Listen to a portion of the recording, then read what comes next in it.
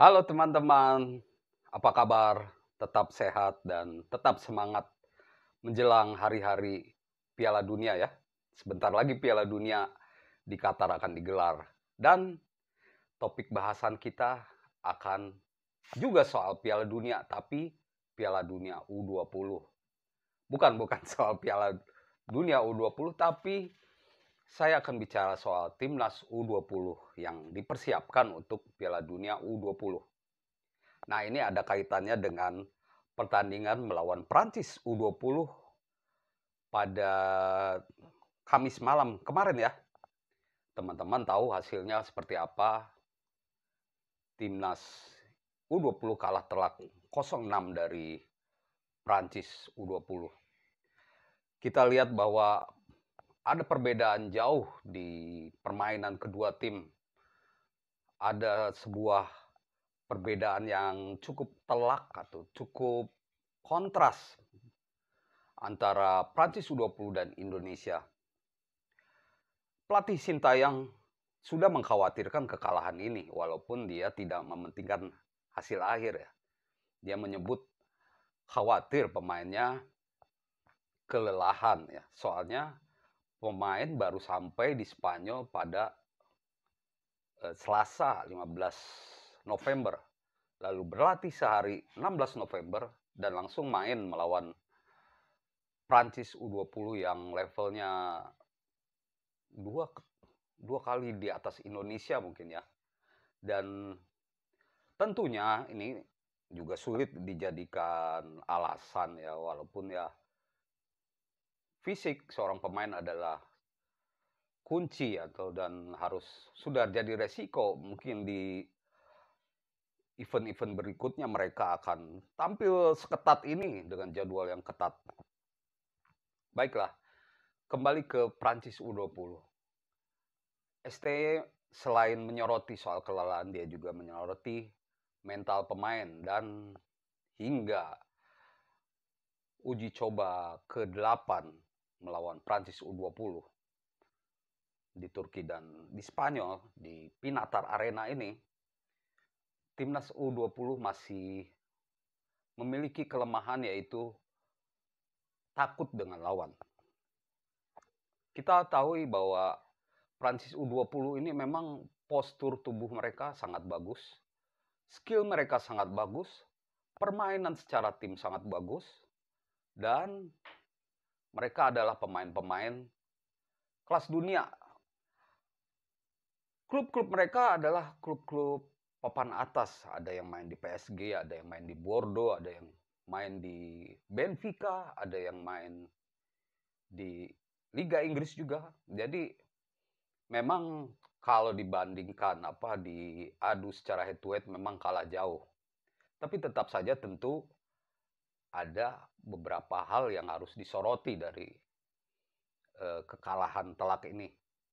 Tapi satu hal yang menguntungkan bagi timnas U20 yaitu mereka mendapatkan pengalaman. Tanpa menunggu lama mereka sudah mendapatkan atmosfer Piala Dunia U20. Ya, seperti inilah lawan-lawan yang mungkin akan dihadapi Indonesia. Iran, Irak, Arab Saudi, dan sekarang Prancis. Belum lagi nanti mungkin kalau melaju terus bertemu Argentina U20, Brazil, yang lawannya sungguh sulit. Jadi apapun hasilnya memang kekalahan lawan Prancis adalah berkah karena beginilah permainan tim-tim kuat kelas dunia. Kalau ST menyoroti mental, saya menyoroti beberapa hal dari kekalahan timnas Indonesia U20 kemarin. Pertama, pemain timnas masih melihat bola gitu ya.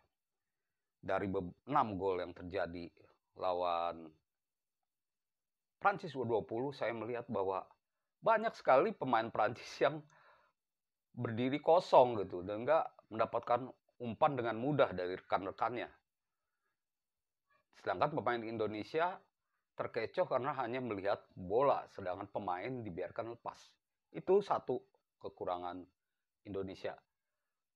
Kekurangan kedua yang saya lihat yaitu umpan-umpan yang belum matang. Sering salah umpan. Kesalahan-kesalahan ini saya pikir ada kaitannya dengan mental ya. Pemain Indonesia punya skill, pemain Indonesia punya mental yang kemampuan olah bola yang bagus. Tapi dengan mental yang down karena melihat fisik pemain yang begitu besar dan skill yang bagus, pemain Indonesia jadi sering salah, sering buru-buru. Dan itu menjadi catatan yang kedua. Catatan yang ketiga saya pikir yaitu harus bisa lagi menyerang dengan efektif. Saat menghadapi lawan-lawan seperti ini, Indonesia tentu kalah dalam penguasaan bola, tapi di sepak bola internasional kan bola bukan segalanya karena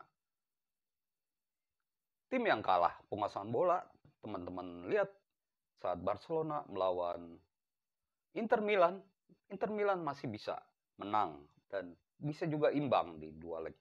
Itu mereka tidak menguasai bola tapi permainan efektif. Kedepannya diharapkan timnas U20 bisa melakukan permainan yang efektif melawan tim-tim kuat. Itu kira-kira 3 catatan. Lalu apa yang saya harapkan? Saya harapkan pemain timnas U20 bisa melihat, bisa mencontoh pemain-pemain Prancis U20 ya, bagaimana mereka memanfaatkan peluang, bagaimana pergerakan mereka, bagaimana mereka memanfaatkan setiap peluang sekecil apapun. Saya lihat mereka tidak banyak mengolah bola, tapi umpan 1-2-nya bagus. Saat masuk kotak penalti, mereka melakukan back pass ke teman terdekat dan itu langsung shooting. Permainan efektif ini yang dibutuhkan oleh timnas U20 juga 1-2 untuk membongkar pertahanan lawan. Dan berikutnya, saya pikir Sintayong tentu tahu lah. Dan kalau ada persiapan lebih baik, mungkin timnas U20 bisa lebih baik lagi. Seperti yang Sintayong sebutkan bahwa mereka kelelahan. Saya pun penasaran kalau timnas U20 lebih siap, apakah bisa meredam Prancis gitu. Berikutnya U20 akan menghadapi Slovakia U20 pada Sabtu yang disiarkan oleh Indosiar. Dan demikian teman-teman, saya harapkan U20 bisa mencontoh Prancis U20. Badan besar tidak masalah, walaupun diharapkan pelatih fisik Indonesia bisa membuat fisik pemain timnas kita lebih kuat. Karena saya lihat pemain timnas U20 benar-benar dapatkan tantangan besar karena selain lawan bagus, mereka juga sering dihadang pemain lawan. Jadi nggak ada dikasih kesempatan untuk memiliki kebebasan mengolah bola. Tapi inilah, seperti yang bilang ST, jangan takut. Dan tentunya ini pelajaran berharga untuk Piala Asia dan Piala Dunia U20. Demikian dan salam olahraga.